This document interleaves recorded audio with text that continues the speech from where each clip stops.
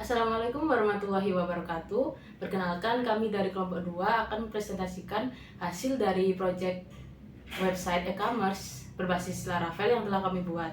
Sebelumnya, perkenalkan, saya Amalia Measari dan rekan saya.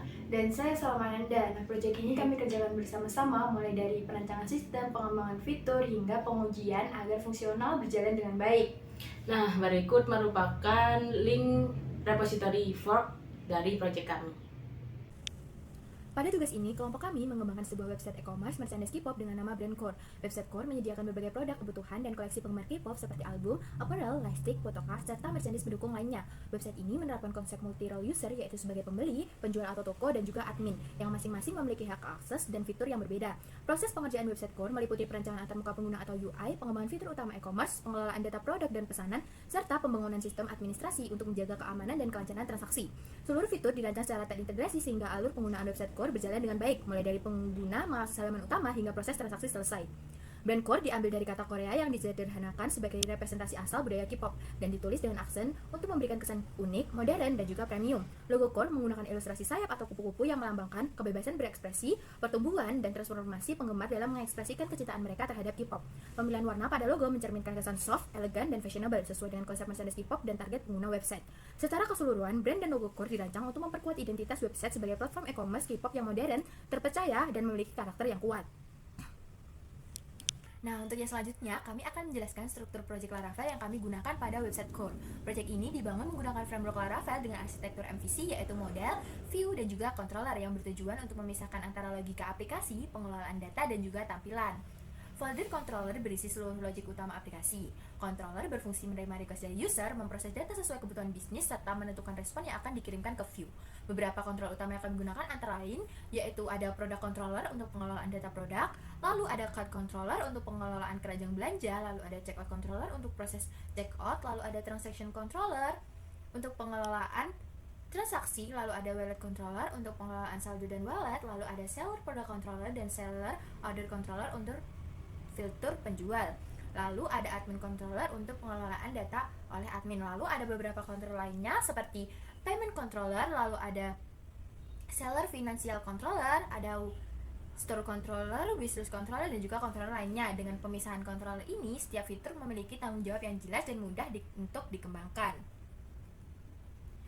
Selanjutnya yaitu ada bagian model pada project website Core ini. Model pada Laravel menggunakan Eloquent ORM yang berfungsi sebagai representasi tabel database serta penghubung antara controller dan juga database. Nah, pada model ini yaitu ada user, di mana model user mempresentasikan tabel user, lalu ada buyer PHP, di mana model buyer digunakan untuk menyimpan data tambahan pengguna sebagai pembeli. Lalu ada model store yang merepresentasikan tabel store, lalu ada model produk yang merepresentasikan tabel produk, lalu ada produk kategori yang digunakan untuk mengelompokkan produk berdasarkan kategori. Lalu ada model produk image digunakan untuk menyimpan gambar produk. Ada juga model produk review digunakan untuk menyimpan ulasan produk dari pembeli.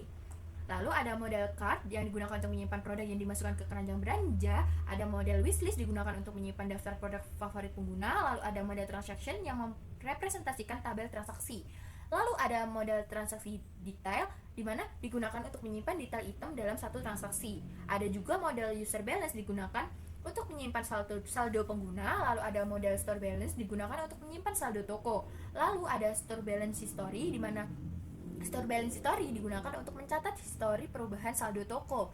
Ada juga model wallet transaction digunakan untuk mencatat transaksi wallet pengguna seperti top up dan juga pembayaran. Lalu yang terakhir ada model withdrawal digunakan untuk mencatat proses penarikan saldo oleh penjual.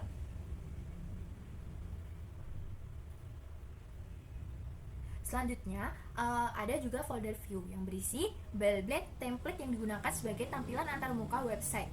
Nah, tampilan dipisahkan berdasarkan fitur dan role pengguna seperti halaman front end untuk pembeli. Nah, halaman seller untuk penjual dan juga halaman admin serta halaman khusus seperti wallet, wishlist, dan profile. Nah, di dalam view ini itu ada untuk admin, lalu ada view untuk keranjang, ada view untuk checkout, lalu ada view untuk history, lalu ada view untuk payment, ada juga view untuk produk, view store, view wallet, dan juga view wishlist. Nah, di view store ini Di dalam view store ini itu ada view untuk kategori produk, lalu ada view untuk finansial, ada view untuk order, dan di dalam view kategori itu ada untuk create, edit, dan juga index.php. Lalu di finansial itu ada balance.php dan juga index.php, dan di dalam order juga begitu. Di order ada index.php dan show.php. Nah, pemisahan ini bertujuan agar tampilan lebih terstruktur dan mudah dikelola. Lalu pada roots, file web PHP ini digunakan untuk mendefinisikan seluruh root aplikasi. Root berfungsi sebagai penghubung antara URL yang diakses user dengan controller yang akan memproses request tersebut. Pada project ini, root juga dikelompokkan berdasarkan role dan dilindungi menggunakan middleware. Selanjutnya, kami akan menjelaskan alur request Laravel. Alur request dimulai ketika user mengakses sebuah halaman melalui browser. Request tersebut pertama kali masuk ke root yang didefinisikan di web PHP. Selanjutnya, root kemudian mengarahkan request ke controller yang sesuai. Lalu, controller tersebut akan menjalankan logik aplikasi dan berinteraksi dengan model untuk mengambil atau menyimpan data ke database. Setelah proses semuanya selesai, data tersebut akan dikirim ke view untuk ditampilkan ke user. Alur ini memastikan setiap bagian aplikasi memiliki peran masing-masing. Nah, selanjutnya kita akan masuk ke dalam demo di website project kami. Jadi misalnya yang pertama kita akan masuk sebagai customer. Jadi kita di sini harus daftar terlebih dahulu. Misal kita menggunakan ini.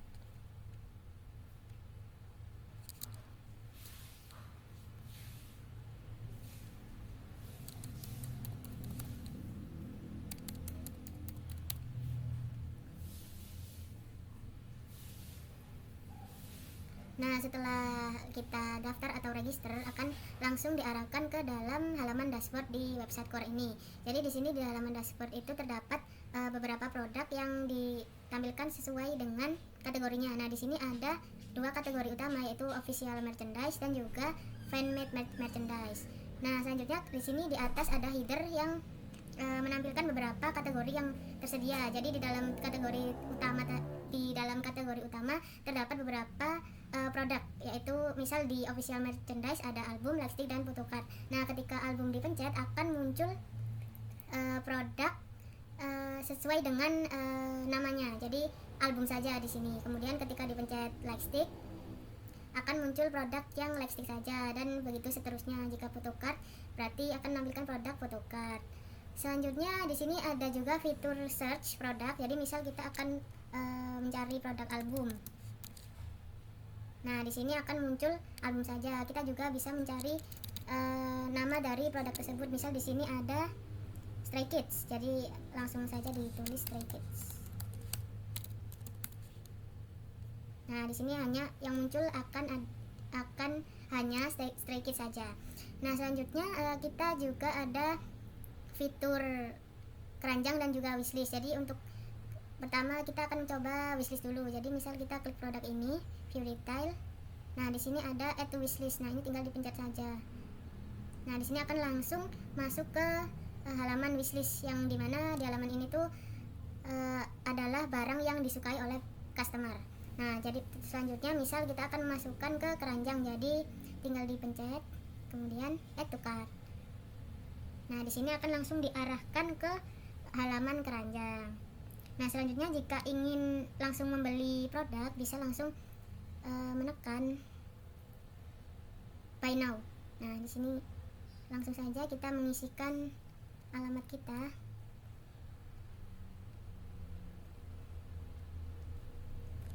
Nah, di sini terdapat dua payment method, yaitu my wallet sama virtual account. Nah, jika kita ingin menggunakan e-wallet, kita harus melakukan top up saldo terlebih dahulu. Nah, top up saldo itu dilakukan di sini di dalam my wallet ini.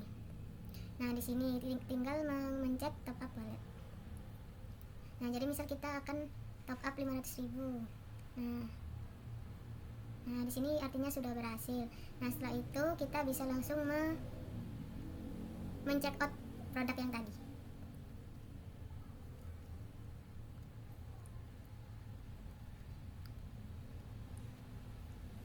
Nah, di sini karena sudah di top up, jadi di sini terlihat saldonya jadi 500.000. Nah, selanjutnya tinggal klik place order. Nah, di sini akan langsung diarahkan ke halaman riwayat transaksi. Nah, di sini terdapat status paid yang artinya sudah dibayar. Nah, di sini juga ada view details yang menampilkan detail order yang sudah dilakukan tadi. Nah, selanjutnya jika misalnya kita menggunakan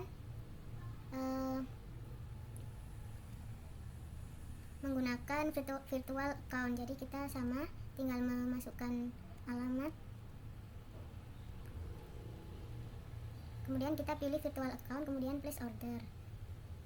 Nah, di sini akan langsung diarahkan ke halaman my order, dan di sini ada button pay now yang artinya kita harus membayar terlebih dahulu. Nah, ini tampilan saat paymentnya, kita bisa langsung menekan pay now. Nah, ketika sudah, kita akan langsung diarahkan ke halaman my order lagi, dan tampilannya akan berubah menjadi paid. Kemudian selanjutnya di sini ada halaman profile. Nah, di sini dimana pengguna nanti bisa mengedit atau mengupdate password, nama, email, dan juga bisa mendelete akun. Selanjutnya ada halaman my orders, itu halaman yang tadi, yaitu riwayat transaksinya. Kemudian ada my wallet, yaitu halaman dari walletnya. Kemudian, nah di sini juga ada open your shop. Jadi customer nanti bisa membuat toko sendiri. Jadi misalnya di sini buat toko baru, misal.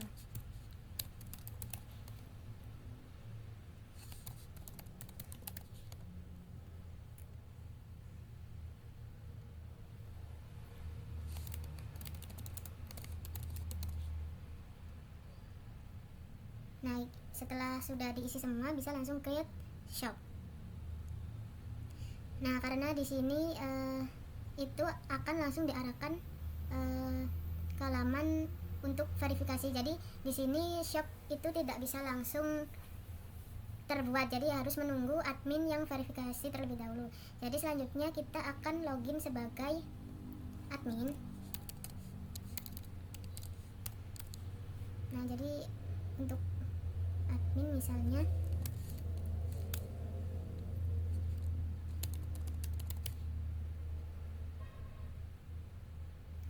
nah di sini akan muncul store yang ingin diverifikasi tadi. Jadi di sini untuk admin bisa langsung approve saja. Nah, untuk halaman admin sendiri dia di sini bisa manage stores, dan manage user. Kemudian bisa melihat verifikasi yang terpending. Jadi di manage store ini akan muncul semua store yang sudah diverifikasi. Kemudian ada manage user, di mana dia akan memanage semua user yang terdaftar di website ini.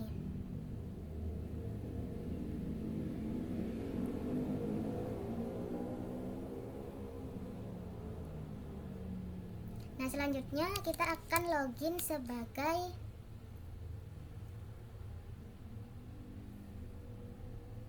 seller. Nah, jadi misalnya di sini logout dulu, kemudian sebagai seller.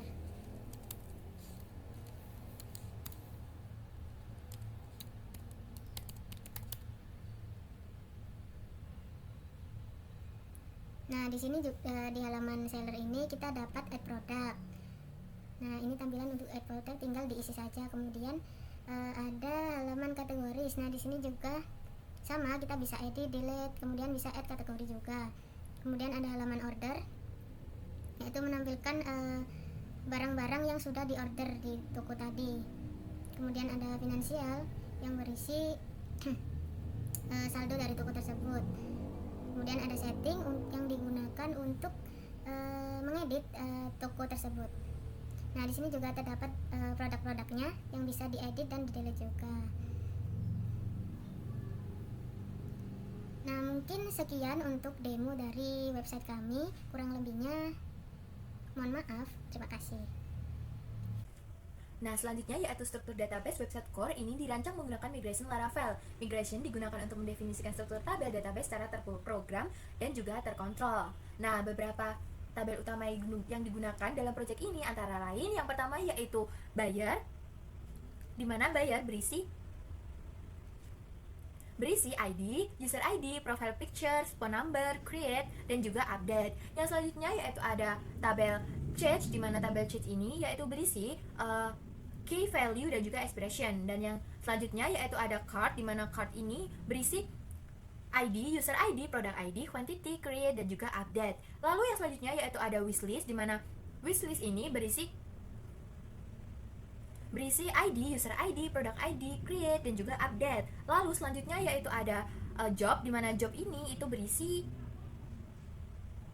ID, pilot, items, reserve, available, dan create. Lalu ada juga untuk produk, di mana produk ini itu berisi ID, store ID, produk kategori ID, names, look, about, condition, price, weight, stock, create, dan juga update. Lalu ada produk kategori ini yaitu berisi kategori produk yang dimana value-nya itu yaitu ID, parent ID, image, names, look, tagline, deskripsi, create, dan juga update. Lalu ada product image, di mana product image ini untuk gambar produk, di mana value-nya yaitu ID, product ID, image, thumbnail, create, dan juga update.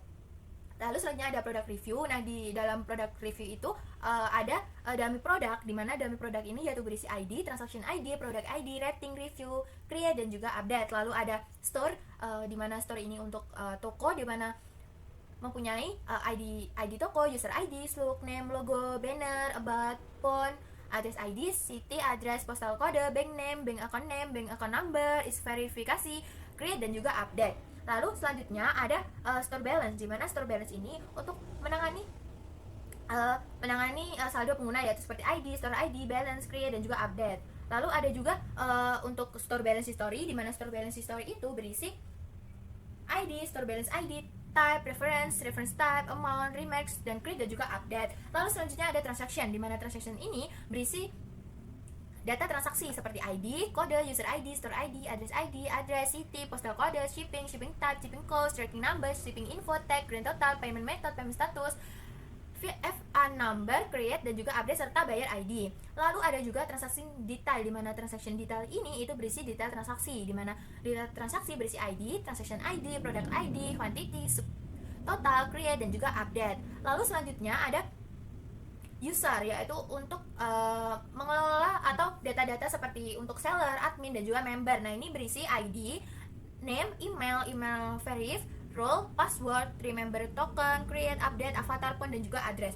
Lalu yang selanjutnya ada user balance, di mana user balance ini itu berisi ID, user ID, balance, create, dan juga update.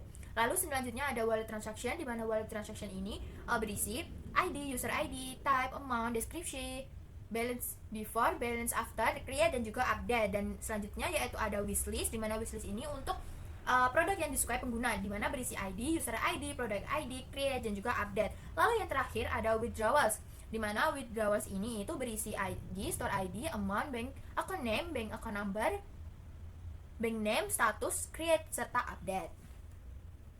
Nah, relasi antar tabel dibuat menggunakan foreign key untuk menjaga konsistensi data. Contohnya misal satu user dapat memiliki satu store. Nah, struktur database ini mendukung proses transaksi dari awal hingga selesai secara terintegrasi. Nah, untuk selanjutnya yaitu di bagian root pada Laravel digunakan untuk menentukan endpoint atau URL apa saja yang dapat diakses oleh user, dan root juga menentukan controller mana yang akan menangani request tersebut.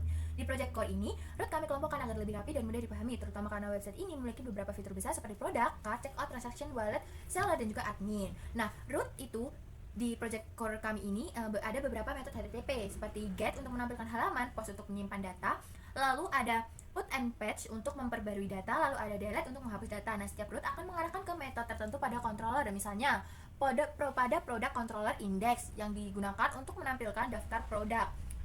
Karena website core memiliki konsep multi-role user, root dikelompokkan menggunakan middleware.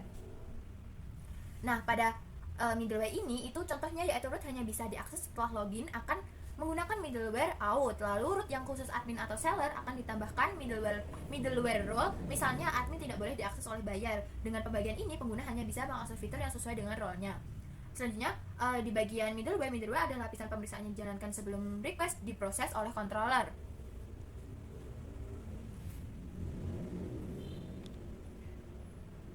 Nah, di dalam middleware ini itu berfungsi untuk membatasi akses dan memastikan request memenuhi syarat tertentu. Misalnya, user harus login atau harus memiliki role tertentu. Dan juga admin hanya bisa mengakses halaman admin.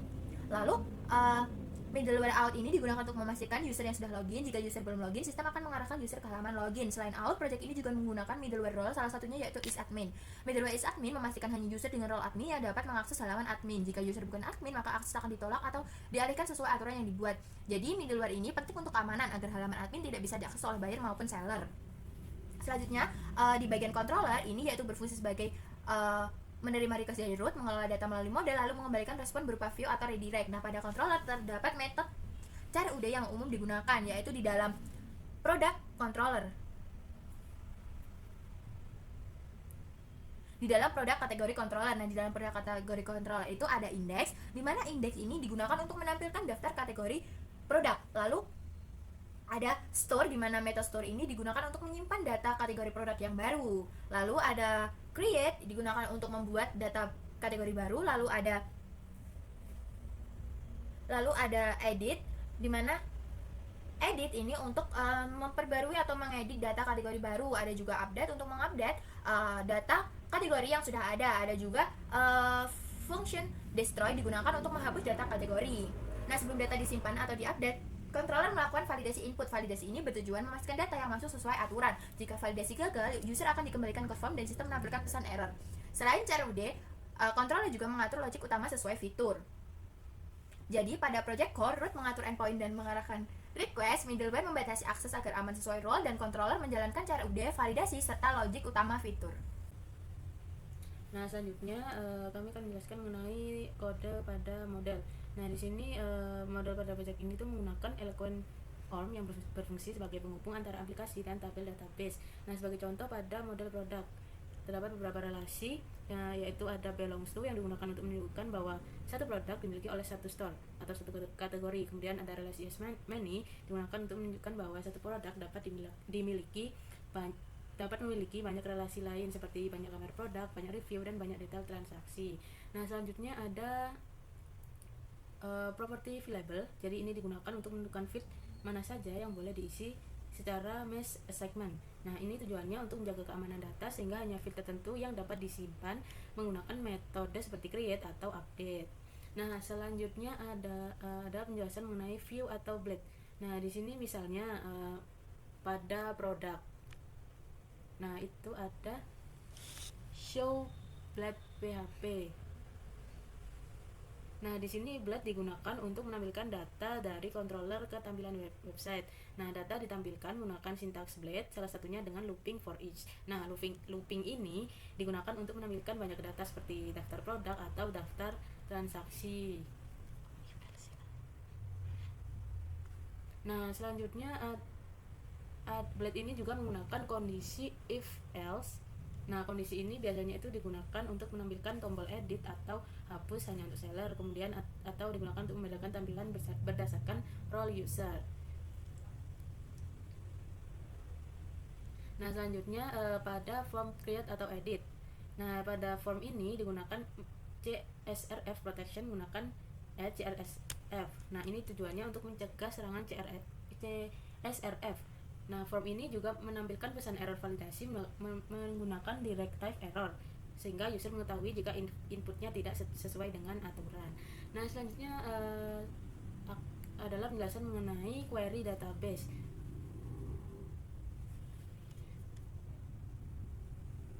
Nah, untuk pengambilan dan penyimpanan data, project ini menggunakan Eloquent ORM. Eloquent ini memudahkan pengelolaan database tanpa harus menulis query SQL secara manual. Nah, contoh penggunaannya yaitu seperti model create untuk menyimpan data baru, kemudian model update untuk memperbarui data, serta relasi Eloquent untuk mengambil data yang saling berhubungan.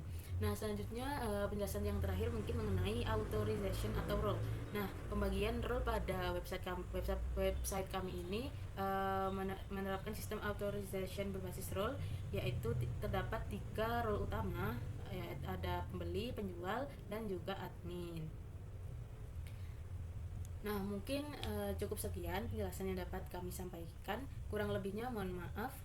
Terima kasih. Wassalamualaikum warahmatullahi wabarakatuh.